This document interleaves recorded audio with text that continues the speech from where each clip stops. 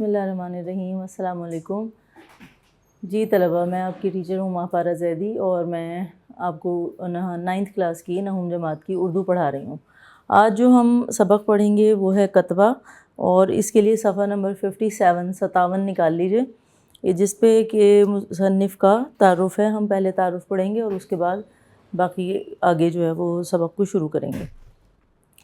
तो सफ़ा नंबर 57 निकाल लीजिए, किताबें खोल लें और पढ़ना शुरू करते हैं। जी बेटा, किताबें खोल ली हैं आप लोगों ने?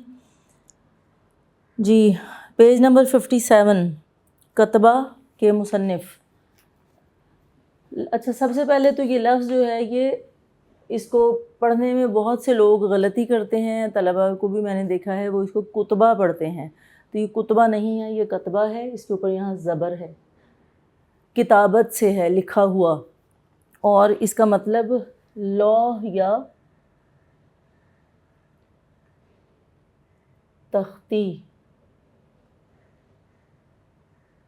भी लिया जा सकता है।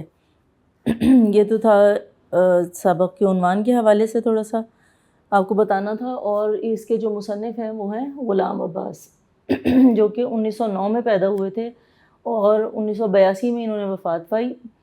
ये जो सबक है हमारा कतबा, ये सिन्फ़ अदब के एतबार से अफ़साना है, और ये जो है ये माख़ज़ है अफ़सानों का मजमुआ है ग़ुलाम अब्बास साहब का आनंदी, उससे लिया गया है।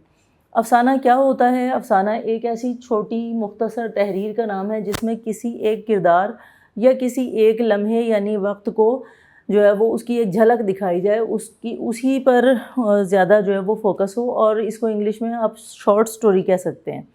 और एक ज़माने में बहुत लंबे लंबे नावल लिखे जाते थे, बहुत लंबी, हमारे यहाँ भी बरसग़ीर में भी जो दास्तानें हैं, दास्तान गोई का रिवाज था, बहुत लंबी लंबी दास्तानें हुआ करती थीं।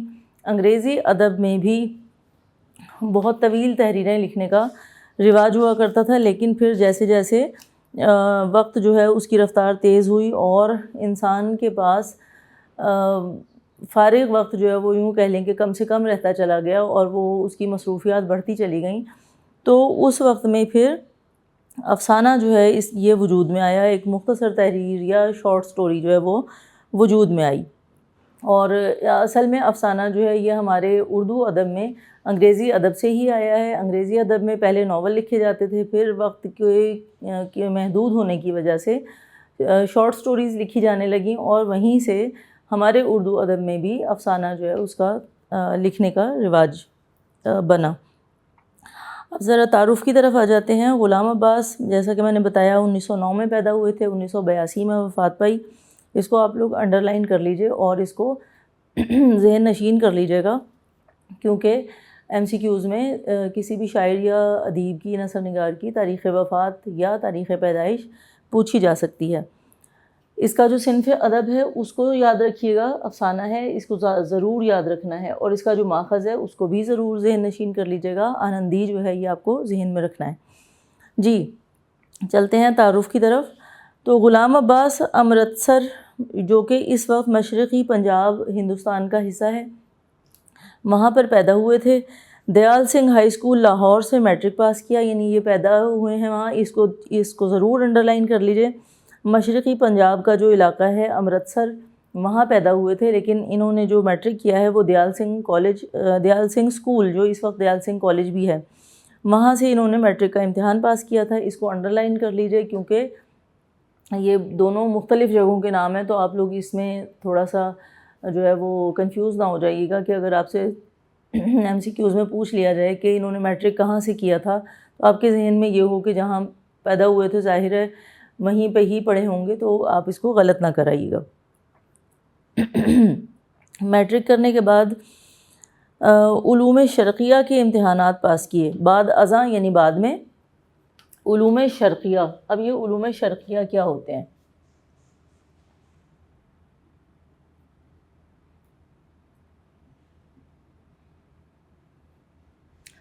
उलूम शर्क़िया कहते हैं मशरक़ी ज़बानों के उलूम को, यानी हमारे ईस्ट में, हमारी मशरक़ की साइड पे जो ज़बानें बोली जाती हैं, ان کے جو علوم ہیں ان کو علوم شرقیہ کہتے ہیں.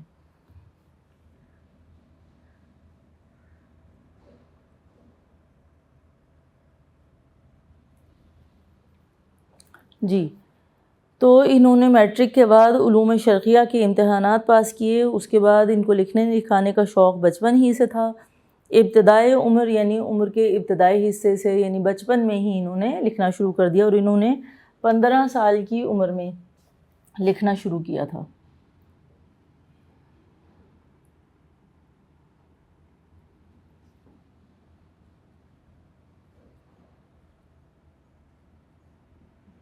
باقاعدہ لکھنے کا آغاز کر دیا تھا.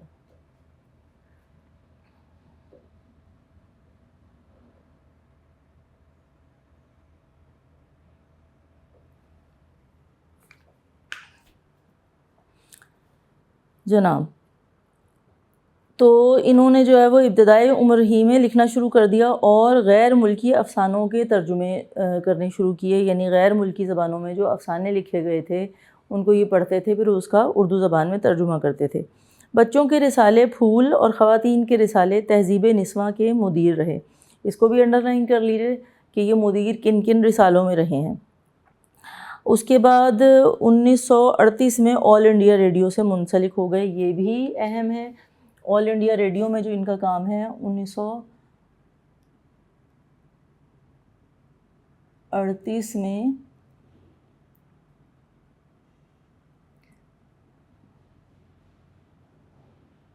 آل انڈیا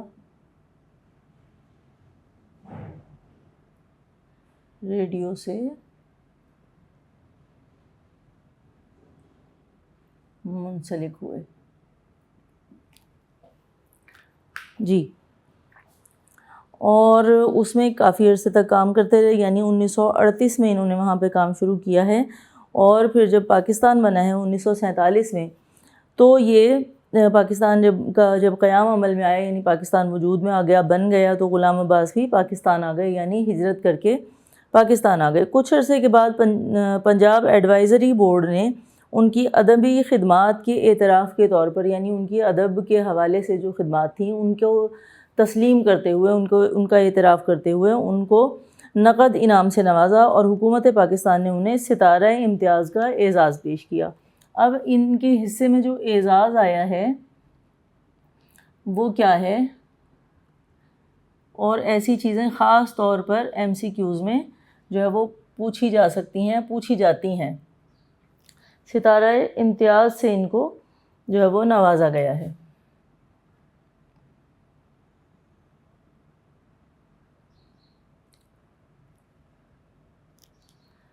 اب یہ جو ہے یہ ان کے کریڈٹ پہ ہیں چیزیں. ان کو آپ کو یاد رکھنا ہے کہ ان کو اعزاز کیا ملا تھا حکومت پاکستان کی جانب سے. ان کو ستارہ امتیاز کے اعزاز سے نوازا گیا تھا.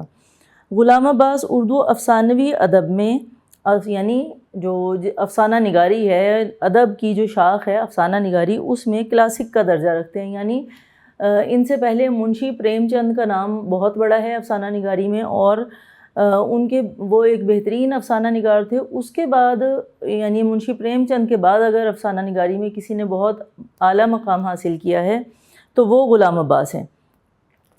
اور یہ جو ہیں یہ کلاسک کا درجہ رکھتے ہیں. ان کی اہم تصانیف میں 3 افسانوی مجموعے ہیں. مجموعے سے مراد ہے جس میں بہت سارے افسانے جو ہیں وہ ایک جگہ پر ایک کتاب میں شائع کیے گئے اور اس کا کوئی ایک نام دے دیا. خود غلام عباس نے اپنی زندگی میں یہ افسانوں کے جو مجموعے تھے یہ شائع کرائے، اور یہ 3 مجموعے ہیں. آنندی، اس کو بھی دیکھ لیجئے، افسانے ہیں ان کے، افسانوں کے مجموعے.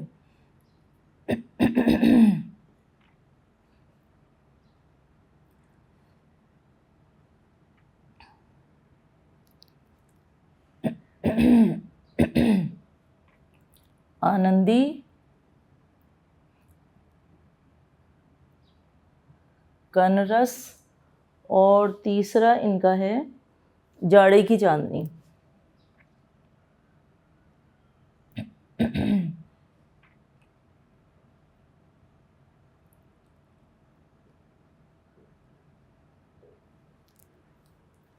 جی، اور ان کے 3 ناولٹ ہیں. ناولٹ کہتے ہیں چھوٹے ناول کو، یعنی ایک ناول ہوتا ہے بہت بڑا ہوتا ہے، ضخیم ہوتا ہے، اور ایک چھوٹا سا ہو. اس میں ناولٹ میں اصل میں ناول میں زیادہ کردار ہوتے ہیں اور اس میں زیادہ کرداروں کے بارے میں بات ہوتی ہے، مختلف کہانیاں ساتھ ساتھ چل رہی ہوتی ہیں.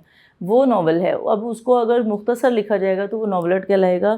اور ان کے 3 ناولٹ ہیں جن کے نام ہیں، الگ سے میں لکھ دیتی ہوں، اس کو بھی نوٹ کر لیں. ناولٹ اور ناول یا افسانوی مجموعے میں ظاہر ہے فرق ہے، تو آپ اس کو ذہن نشین رکھیے گا. ناولٹ ان کے جو ہیں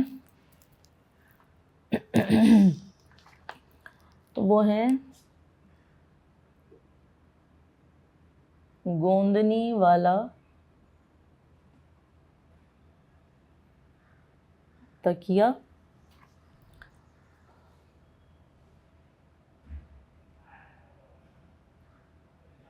جزیرہ سخنورہ،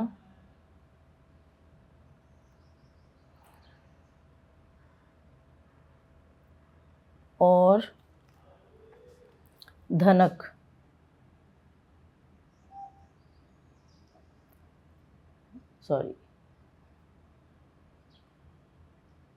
جی، تو ان کے 3 ہی افسانوی مجموعے ہیں، آنندی، کنرس اور جاڑے کی چاندنی. اور ناولٹ بھی ان کے 3 ہیں، گوندنی والا تکیہ، جزیرہ سخنورہ اور دھنک.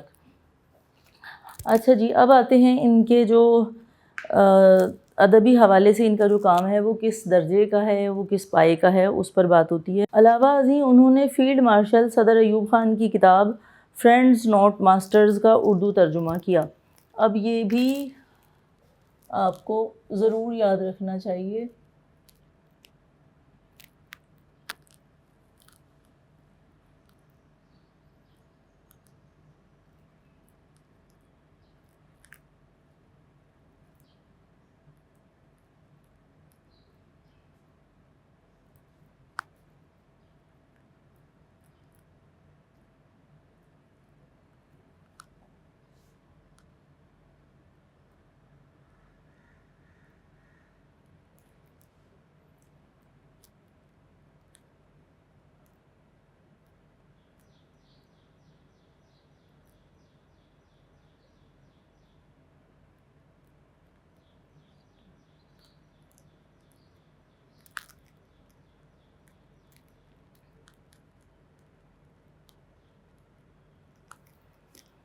فرینڈز ناٹ ماسٹرز جو ہے وہ فیلڈ مارشل صدر ایوب خان کی کتاب تھی، جس کا اردو ترجمہ انہوں نے کیا تھا، اور جس کا نام تھا جس رزق سے آتی ہو پرواز میں کوتاہی. اور یہ ایک بڑا مشہور شعر ہے کہ اے طائر لاہوتی، اس رزق سے موت اچھی جس رزق سے آتی ہو پرواز میں کوتاہی. تو اس کا جو دوسرا والا مصرع ہے اس شعر کا، وہ اس کتاب کو جو ہے وہ عنوان کے طور پر اس کو لیا گیا. اچھا جناب، آخر میں جو ہے وہ آخری پیراگراف پڑھتے ہیں. اردو افسانہ نگاری میں غلام عباس کا مقام اہم اور منفرد ہے. یعنی ایک تو ان کا جو مقام ہے وہ اہمیت کا حامل ہے، اور دوسرے منفرد یعنی جدا گانہ حیثیت رکھتا ہے. ترقی پسند تحریک سے وابستہ نہ ہونے کے باوجود ان کے افسانوں میں ترقی پسندانہ رجحانات ملتے ہیں. اب یہ ترقی پسند تحریر کیا تھی، یہ بھی تھوڑا سا بتاتی چلوں آپ کو، کہ ایک زمانہ تھا جب یہ غلام عباس بھی افسانے لکھ رہے تھے، ابتدائی دور تھا. تو یہ وہ زمانہ تھا جب عوامی مسائل پیچیدہ سے پیچیدہ تر ہوتے چلے جا رہے تھے، اور کمزور طبقہ جو ہے اس کا استحصال ہو رہا تھا. ملک میں سیاسی اور سماجی سطح پر اس کے خلاف آوازیں بھی بلند ہو رہی تھیں.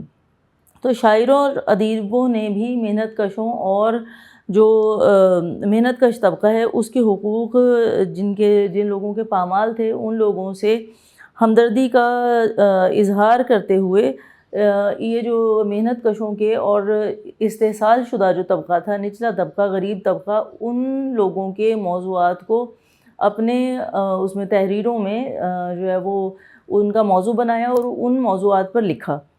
اور وہ جو ایک تحریک تھی جس میں کہ لوگ یہ بھی دیکھ رہے تھے کہ مغربی تہذیب جو ہے وہ مشرقی تہذیب پر اپنا رنگ جما رہی تھی، یہاں معاشرے پر اس کا اثر ہو رہا تھا.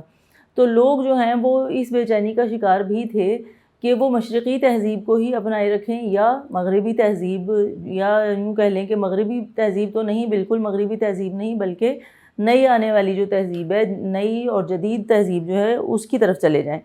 تو یہ جو کشمکش تھی اس میں بھی جو ہے وہ لوگ مبتلا تھے، اور انہی چیزوں کو، انہی رویوں کو غلام عباس نے بھی اپنے جو افسانے ہیں ان میں اس ساری کیفیت کو پیش کیا ہے۔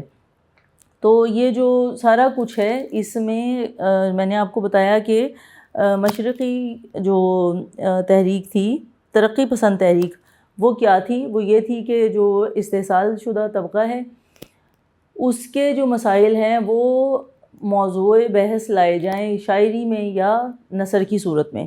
تو چونکہ ابھی یہاں پہ ذکر کیا جا رہا ہے کہ غلام عباس جو ہیں یہ ترقی پسند تحریک کا حصہ باقاعدہ طور پر نہیں تھے، لیکن پھر بھی ان کے افسانوں میں ترقی پسند رجحانات ملتے ہیں، یعنی جھکاؤ ان تحریروں کی طرف ملتا ہے، جیسا کہ ہم ابھی یہ افسانہ پڑھیں گے کتبہ، تو اس میں بھی ایک غریب کلرک کی کہانی ہے جو کہ بیان کی گئی ہے۔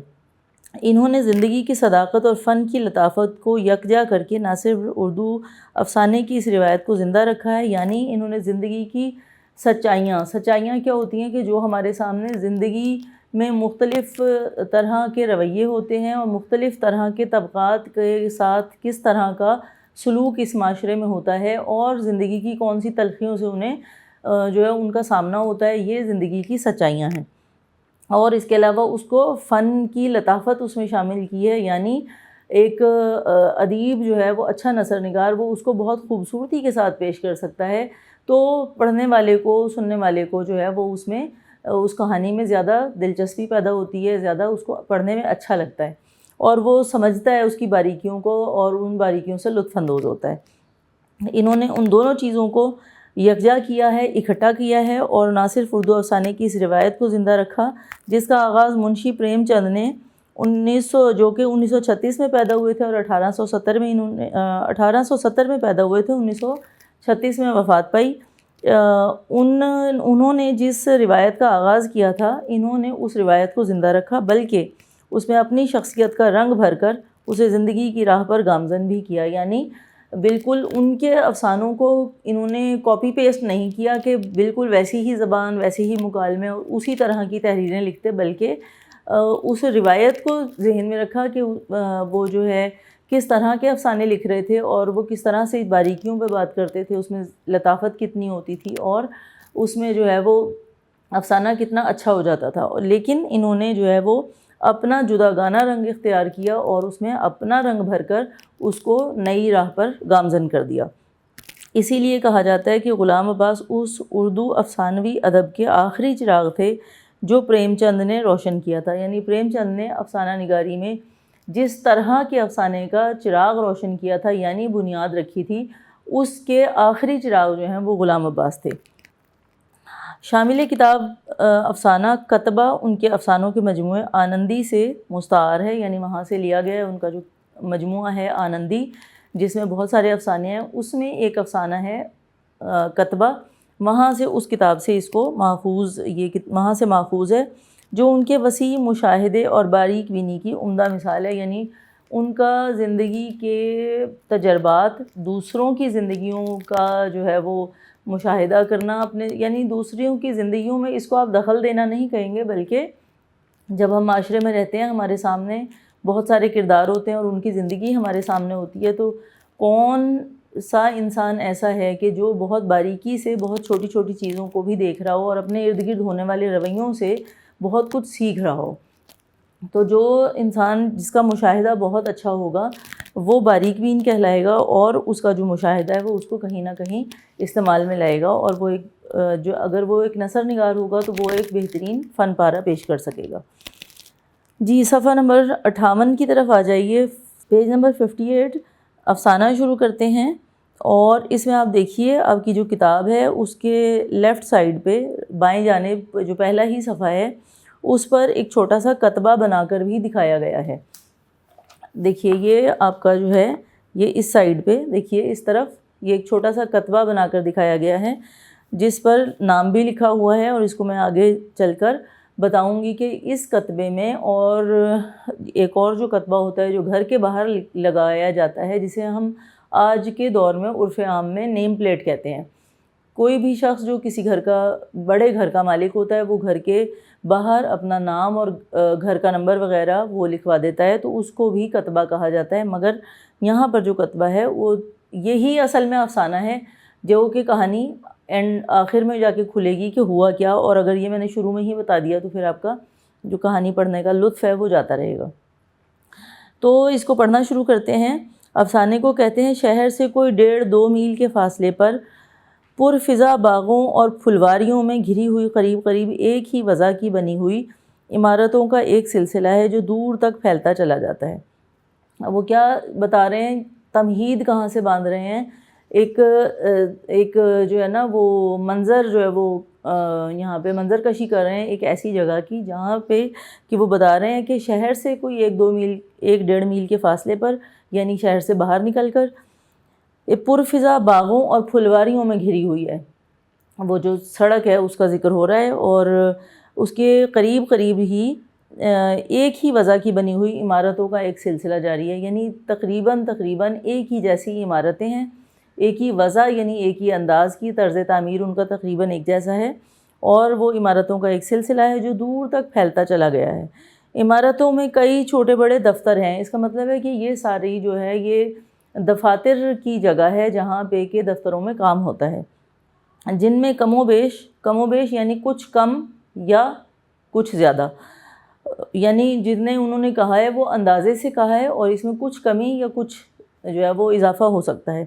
تو کچھ کم و بیش 4,000 آدمی کام کرتے ہیں۔ ان کے وقت دن کے وقت اس علاقے کی چہل پہل اور گہما گہمی کمروں کی 4 دیواری ہی میں محدود رہتی ہے، کیونکہ آپ دیکھیے کہ جہاں پہ آفس ہوتے ہیں، جہاں پہ دفتر ہوتے ہیں، وہاں پہ لوگ صبح دفتری اوقات میں جو ہے وہ اپنے دفتر میں آتے ہیں، سارا دن کام کرتے ہیں، اور پھر وہ جب شام کو چلے جاتے ہیں تو دفتر جو ہیں وہ خالی ہو جاتے ہیں۔ تو ساری جو گہما گہمی جو رونق ہے دفتروں میں، وہ دفتر کے اوقات میں ہی ہوتی ہے، جیسے صبح 9 سے لے کے شام 5 بجے تک فرض کیا آفس کا ٹائم ہے، دفتر کا ٹائم ہے، تو اس ٹائم میں دفتروں میں گہما گہمی ہوگی، رونق ہوگی، لوگ ہوں گے، اور اس کے بعد وہ سب لوگ اپنے اپنے گھروں کو چلے جائیں گے، تو وہاں پہ رونق ختم ہو جائے گی۔ تو جو ہے وہ مگر صبح کو 10:30 بجے سے پہلے اور سہ پہر کو 4:30 بجے کے بعد وہ سیدھی اور چوڑی چکلی سڑک جو شہر کے بڑے دروازے سے اس علاقے تک جاتی ہے، ایک ایسے دریا کا روپ دھار لیتی ہے جو پہاڑوں پر سے آیا اور اپنے ساتھ بہت سا خس و خاشاک بحال آیا ہو۔ جیسا کہ میں نے بتایا تھا آپ کو کہ انہوں نے آغاز جو ہے افسانے کا وہ منظر کشی سے کیا ہے، اور اس میں وہ یہاں پر کچھ دفتروں کا ذکر کر رہے ہیں اور کچھ ایک جگہ کے بارے میں بتا رہے ہیں، اور خاص طور پر اب ان سطور میں وہ ایک سڑک کی بات کر رہے ہیں کہ جو وہ کہہ رہے ہیں کہ صبح 10:30 بجے سے پہلے جہاں دفتروں میں جو ہے وہ صبح کو 10:30 بجے سے پہلے، اور سڑک کی بات کر رہے ہیں کہ جو سڑک ہے اس میں صبح 10:30 بجے سے پہلے یعنی جو آفس ٹائم ہے اس سے پہلے لوگ ظاہر ہے کہ دفتر جا رہے ہوتے ہیں، تو اس وقت سڑک پر بہت زیادہ رش ہوتا ہے، بہت زیادہ لوگ آپ کو گاڑیوں میں، یا آج بھی اگر آپ دیکھیں تو ٹریفک زیادہ ہو جاتا ہے دفتر پہنچنے کا جو وقت ہے اس وقت سے پہلے یا تھوڑا سا بعد تک، کہ کچھ لوگ اگر لیٹ ہو گئے ہیں تو وہ کچھ بعد میں چلے جائیں گے۔ تو 10:30 بجے سے پہلے تمام لوگ اپنے دفتروں کو جا چکے ہوتے ہیں، اور اس کے بعد 4:30 بجے کے بعد سہ پہر، تیسرا پہر کو کہتے ہیں، جو ہمارا دن ہے جو 24 گھنٹے ہیں ان کو 8 پہروں میں تقسیم کیا جاتا ہے۔ پہلا پہر صبح کا ہوتا ہے، اس کے بعد دوسرا پہر جو دوپہر سے پہلے کا ہے، 10 بجے کا جو ٹائم ہے وہ دوپہر سے پہلے کا وقت کہلائے گا، وہ دوسرا پہر ہے، اور 12 بجے کا جو 10 بجے سے یہ شروع ہوگا، یہ 12 بجے تک جو ہے یہ 2 پہر ہے، اور 2 پہر جو ہے یہ چلتی ہے تقریباً 3 بجے تک۔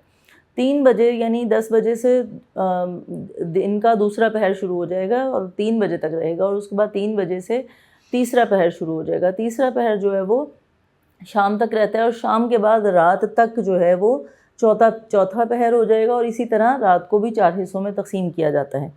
تو جو تیسرا پہر ہے وہ تقریباً 4 بجے کا جو وقت ہے، 3 سے 4 بجے کا وقت، اس کو تیسرا پہر کہتے ہیں۔ تو یہ جو ہے یہ تیسرے پہر کی بات کر رہے ہیں کہ سہ پہر کو یعنی تیسرے پہر کو 4:30 بجے کے بعد وہ سیدھی اور چوڑی چکلی سڑک، یعنی بالکل سیدھی سڑک ہے اور بہت چوڑی ہے، کافی زیادہ اس کی چوڑائی ہے، اور اس جو کہ شہر کے بڑے دروازے سے اس علاقے تک جاتی ہے۔ پرانے وقتوں میں جو شہر تھے ان کے مرکزی دروازے ہوا کرتے تھے، اور ان سے پھر شہر جب پھیلتے چلے گئے تو ان سے باہر بھی آبادیاں بن گئیں، تو وہ جو دروازے تھے وہ اپنی جگہ قائم تو رہے، لیکن وہ اس کی شہر کی حد قرار نہیں رہے، اور شہر کی جو حد ہے وہ اس سے آگے نکل گئی۔ تو وہ جو سڑک تھی وہ لمبی اور چوڑی تھی اور جو شہر کے مرکزی دروازے تک جاتی تھی، ایک ایسے دریا کا روپ دھار لیتی، یعنی وہ ویسے تو سڑک خالی پڑی ہوئی ہوتی تھی، لیکن صبح 10:30 بجے سے پہلے اور شام کو 4:30 بجے کے بعد وہ ایک ایسے دریا کی طرح نظر آتی تھی۔ دریا کو دریا کہا ہی اس لیے جاتا ہے کیونکہ اس میں پانی تیزی سے بہہ رہا ہوتا ہے۔ تو یہاں پر چونکہ لوگ دفتروں کے جانے کا وقت اور وہاں سے نکلنے کے وقت جو ہے وہ اس طرح لوگ نکلتے تھے اپنے گھروں کی طرف جانے کے لیے کہ ایک سیل رواں کا سا منظر پیش کرتے تھے، تو اس لیے یہاں پر جو نثر نگار ہیں، جو افسانہ نگار ہیں، وہ اس کو دریا سے تشبیہ دے رہے ہیں کہ ایک ایسا دریا اس کا روپ دھار لیتی تھی، یعنی اس کا سا جو ہے وہ روپ اپنے اوپر سوار کر لیتی تھی، جو پہاڑوں پر سے آیا ہو، یعنی جیسے پہاڑ پر سے پانی نیچے گر رہا ہو اور اپنے ساتھ بہت سا خس و خاشاک بہا لایا ہو۔ خس و خاشاک کہتے ہیں گھاس پھوس تنکوں کو۔ خس جو ہے یہ ایک خاص قسم کی گھاس کو کہتے ہیں، خاشاک سے مراد تنکے ہوتے ہیں، تو خس و خاشاک کو ہم ملا کر گھاس پھوس یا تنکے کہہ سکتے ہیں۔ تو ایک ایسا دریا جو اپنے ساتھ بہت سارے، یعنی ایک پانی کا بہاؤ ہے جس میں بہت سارے خس و خاشاک شامل ہیں۔ یہاں پہ مراد یہ ہے کہ لوگوں کا بہت زیادہ ہجوم ہوتا تھا جو کہ 10:30 بجے سے پہلے دفتروں کی جانب رواں ہوتا تھا، اس سڑک پر سے گزر کے جاتا تھا، اور شام کو 4:30 بجے وہاں سے دفتر سے نکلتے تھے لوگ اور وہ واپس جا رہے ہوتے تھے۔ تو وہ خس و خاشاک کی طرح اگر دور سے دیکھا جائے تو اس طرح کا منظر پیش کرتے تھے کہ جیسے ایک بہتا ہوا دریا ہو اور اس میں بہت سارے خس و خاشاک ہوں۔ جی، اس کے بعد کہتے ہیں گرمی کا زمانہ تھا، سہ پہر کا وقت یعنی تیسرے پہر کا وقت، سڑک پر درختوں کے سائے لمبے ہونے شروع ہو گئے تھے، مگر ابھی تک زمین کی تپش کا یہ حال تھا۔ بیٹا تپش کہتے ہیں حرارت کو، گرمائی کو۔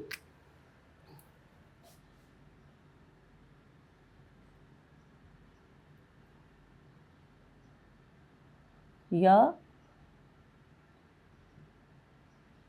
گرماہٹ یا گرمائی دونوں کہہ سکتے ہیں۔ تو ابھی تک زمین جو ہے وہ اس طرح تپ رہی تھی کہ جوتوں کے اندر تلوے جھلسے جاتے تھے، یعنی جوتا جب انسان نے پہنا ہوتا ہے تو وہ ہم پہنتے ہی اس لیے ہیں کہ وہ ہمیں کنکر پتھر سے، مٹی سے محفوظ رکھے، اور دوسرے ہمیں موسم کی سختی سے بچائے، ہمیں سردی گرمی سے جوتا جو ہے وہ بچاتا ہے۔ لیکن یہاں کیا بتایا جا رہا ہے کہ گرمی اتنی زیادہ تھی، زمین اتنی زیادہ گرم تھی کہ جوتوں کے اندر جو پاؤں کے تلوے ہیں وہ جھلسے جا رہے تھے، یعنی بہت زیادہ گرمی محسوس ہو رہی تھی اور جل رہے تھے، ایسے لگ رہا تھا جیسے جل رہے ہوں۔ جھلسنے کا مطلب بھی یہی ہوتا ہے، جب کوئی چیز آگ پر تھوڑا سا اس کو آگ کی ایک لپٹ لگتی ہے تو وہ ایک اس کی جو گرمائی ہے اس کی وجہ سے ہلکی سی جل جاتی ہے، تو تپش بہت زیادہ محسوس ہوتی ہے، اور اس کو جھلسنا کہتے ہیں، آگ سے جل جانا یا اس کا ایک لپٹ لگ جانا، تو اس کو جھلسنا کہتے ہیں، یعنی اس کا مطلب جل جانا ہی ہوتا ہے۔ تو پاؤں کا نچلا حصہ جو ہے، پاؤں کی جو نچلی سطح ہے اس کو تلوا کہا جاتا ہے۔ جوتوں کے اندر تلوے جھلسے جاتے تھے۔ ابھی ابھی ایک چھڑکاؤ گاڑی گزری تھی۔ چھڑکاؤ گاڑی یعنی پانی چھڑکنے والی گاڑی۔ ایک پانی چھڑکنے والی گاڑی جو ہے وہ گزری تھی۔ سڑک پر جہاں جہاں پانی پڑا تھا بخارات اٹھ رہے تھے، یعنی آپ نے دیکھا ہوگا بہت گرمی میں اگر آپ گرم جگہ پر پانی پھینکتے ہیں تو کیا ہوتا ہے، پانی جو ہے وہ بخارات کی شکل اختیار کر لیتا ہے اور ہوا میں بخارات اٹھنا شروع ہو جاتے ہیں، جس کو آپ لوگ ایویپوریشن بھی کہتے ہیں، ہم لوگ اس کو انگلش میں ایویپوریشن کہتے ہیں۔ تو بہت زیادہ اگر زمین گرم ہوتی ہے تو فوراً ہی وہ جو پانی ہے وہ بخارات بن کر ہوا میں بلند ہو جاتا ہے۔ اور یہاں پہ یہ ایک بہت اچھی جو سینری ہے، ایک منظر ہے، وہ جو ہے وہ کریٹ کر رہے ہیں، اور یا اس کو کہیں کہ آپ ایک اچھی منظر کشی کر رہے ہیں۔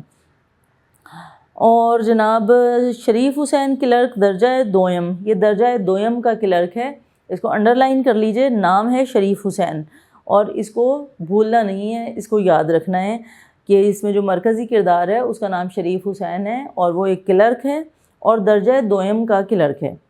معمول سے کچھ سویرے، یعنی اپنے معمول سے روزمرہ کی جو اس کا وہ تھا، روٹین تھا اپنا، جو روزمرہ کا اس کا معمول تھا، اس سے کچھ پہلے، کچھ سویرے یعنی کچھ پہلے دفتر سے نکلا اور اس بڑے پھاٹک کے باہر آ کر کھڑا ہو گیا جہاں سے تانگے والے شہر کی سواریاں لے جایا کرتے تھے۔ یعنی وہ جو مرکزی دروازہ تھا وہاں پر تانگے والے کھڑے ہوتے تھے، اور جو لوگ دفتروں سے نکلتے تھے وہ وہاں مرکزی دروازے تک پیدل چل کے آتے تھے، اور پھر وہ ان تانگوں میں بیٹھ کے اور اپنی اپنی منزل کی طرف روانہ ہو جاتے تھے۔ تو تانگے والے وہاں اس مرکزی دروازے کے پاس کھڑے ہوا کرتے تھے۔ گھر لوٹتے ہوئے آدھے راستے تک تانگے میں سوار ہو کر جانا ایک ایسا لطف تھا جو اسے مہینے کے شروع کے صرف 4-5 روز ہی ملا کرتا تھا۔ اب یہاں سے جو کہانی ہے اس میں آہستہ آہستہ جو کردار ہے اس کی وضاحت ہوتی چلی جائے گی، اور آپ کو یہاں بتایا گیا ہے کہ شریف حسین جو ہے وہ ایک کلرک ہے، اور کلرک ظاہر ہے ایک معمولی سی ایک کہنا چاہیے معمولی سا عہدہ ہوتا ہے جس کی بہت زیادہ تنخواہ نہیں ہوتی، تو ظاہر ہے یہ ایک غریب انسان کی کہانی ہے، اور یہ درجہ دوئم کا کلرک ہے۔ یعنی کلرکس میں بھی بہت سارے درجے ہوتے ہیں، جو سینئر ہوتے ہیں وہ درجہ اول میں ہوتے ہیں، اور جو جونیئر ہوتے ہیں یا جن کی ترقی نہیں ہو پاتی وہ درجہ دوئم میں رہتے ہیں، اور پھر درجہ سوئم بھی اس میں ہوتا ہے۔ تو یہ درجہ دوئم کا کلرک ہے۔ تو وہ بتا رہے ہیں کہ اسے جو تانگے میں بیٹھ کے گھر جانا یہ ایک ایسا پرلطف لمحہ ہوتا تھا اس کے لیے، یعنی جس کو وہ بہت، جس سے لطف اندوز ہوتا تھا، مزہ لیتا تھا جس کا، کہ اور یہ اسے صرف میسر ہوتا تھا مہینے کے 4-5 پہلے روز میں، اور آج کا دن بھی انہی مبارک یعنی نیک دنوں میں سے ایک تھا۔ یعنی آج کا جو دن تھا وہ بھی انہی نیک اور اچھے دنوں میں سے ایک تھا کہ جس میں شریف حسین جو ہے وہ تانگے میں بیٹھ کر گھر جا سکتا تھا۔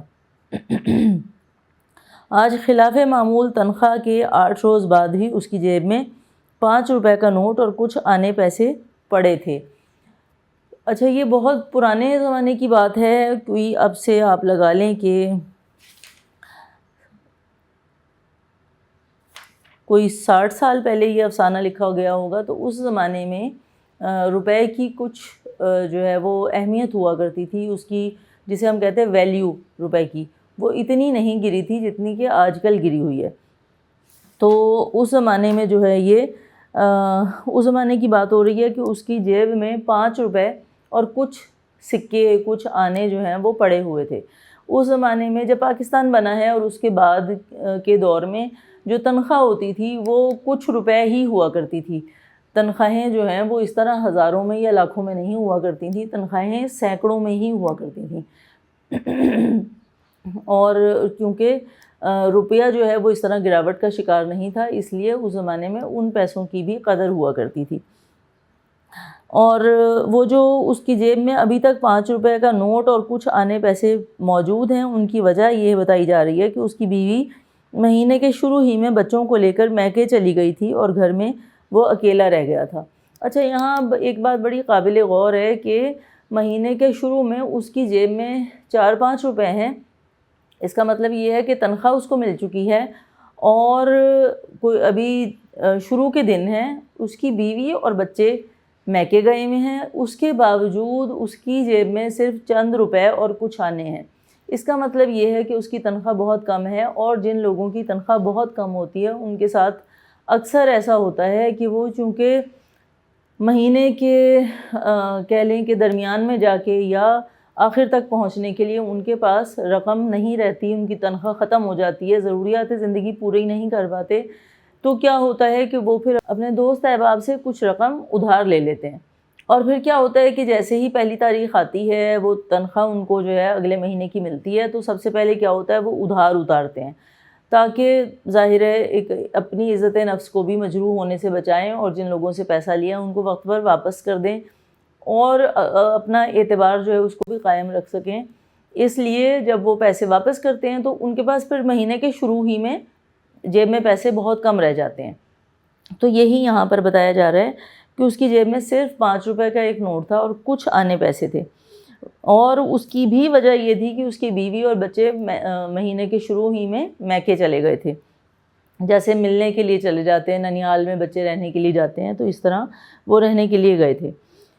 اور گھر میں وہ اکیلا رہ رہا تھا۔ دن میں دفتر کے حلوائی سے 2-4 پوریاں لے کر کھا لی تھیں، جسے ہم حلوہ پوری کہتے ہیں، وہ اس کا یہاں پر ذکر ہو رہا ہے کہ اس نے، کیونکہ گھر میں تو ظاہر ہے بیوی بچے نہیں تھے تو کھانا نہیں پک رہا تھا، تو بازار سے ہی کھانا تھا، تو اس کے دفتر میں کوئی پوریوں والا آتا ہوگا پوریاں بیچتا ہوا، کیونکہ ظاہر ہے سارا دن جن کو دفتر میں رہنا ہے ان کو کھانا بھی چاہیے، تو جو ہے وہ پوریوں والے سے اس نے 2-4 پوریاں لے کے کھا لی تھیں اور اوپر سے پانی پی کر پیٹ بھر لیا تھا۔ یعنی ڈھیر سارا پانی اگر ہم پی لیتے ہیں تو پوری، آپ کو ویسے بھی پتہ ہے یہ ثقیل ہوتی ہے اور یہ جلدی ہضم نہیں ہوتی، تو اس نے 3-4 پوریاں کھا لی تھیں اور اوپر سے پانی پی لیا تھا تاکہ زیادہ دیر تک چل سکے اور اس کو رات کا کھانا نہ کھانا پڑے یا پھر رات کے کھانے تک وہ آسانی سے گزار سکے۔ رات کو شہر کے کسی سستے سے ہوٹل میں جانے کی ٹھہرائی تھی۔ جی، یعنی اس نے یہ ارادہ کیا تھا کہ شام کو رات کا جب کھانا کھانا ہوگا، اسے بھوک لگے گی تو وہ شہر کا کوئی سستا سا ہوٹل دیکھے گا اور وہاں جا کر جو ہے وہ کھانا کھا لے گا۔ تاکہ سستے سے ہوٹل میں کیوں جانے کا اس نے ارادہ کیا؟ اس لیے کہ اس کے پیسے کم خرچ ہوں۔ بس بے فکری ہی بے فکری تھی۔ گھر میں کچھ ایسا اثاثہ نہیں تھا جس کی رکھوالی کرنی پڑتی۔ اثاثہ کہتے ہیں مال اسباب کو۔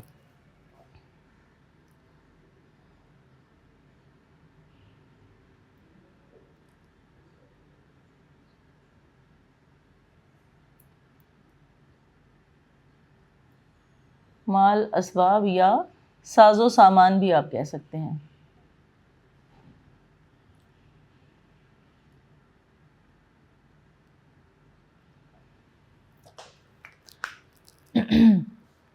ایسا کوئی قیمتی سامان اس کے گھر میں نہیں تھا، بیچارہ غریب آدمی تھا، تو ایسا کوئی سامان اس کے گھر میں تھا ہی نہیں جس کی حفاظت کے لیے اسے گھر میں بیٹھنا پڑتا، اس لیے وہ آزاد تھا، یعنی بے فکر تھا کہ وہ چاہے تو گھر میں رہے اور چاہے تو ساری رات سڑکوں پر گھومتا رہے۔